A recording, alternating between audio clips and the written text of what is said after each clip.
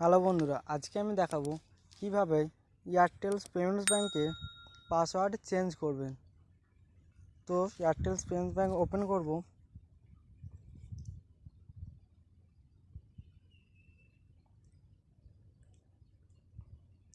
Open করার পর দেখুন বন্ধুরা, নিচের দিকে মোর অপশন, ওই মোর অপশানে ক্লিক করতে হবে।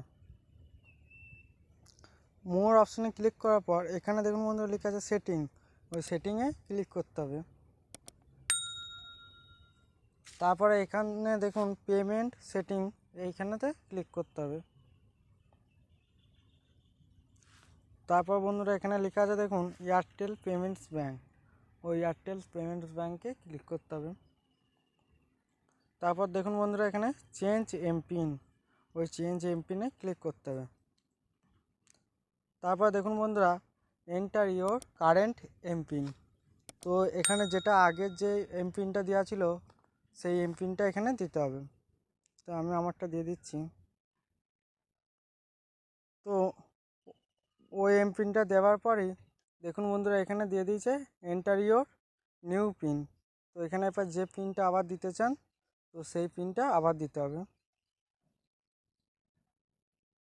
তো দেখুন বন্ধুরা এখানে নিউ পিনটা একবার দেওয়ার পর এখানে দেখাচ্ছে রি এন্টার ইওর নিউ এমপিন।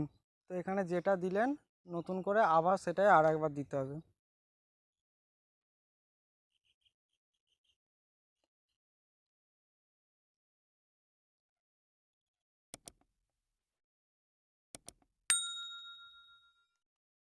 তো দেখুন বন্ধুরা এমপিন সাকসেসফুল হয়ে গেছে।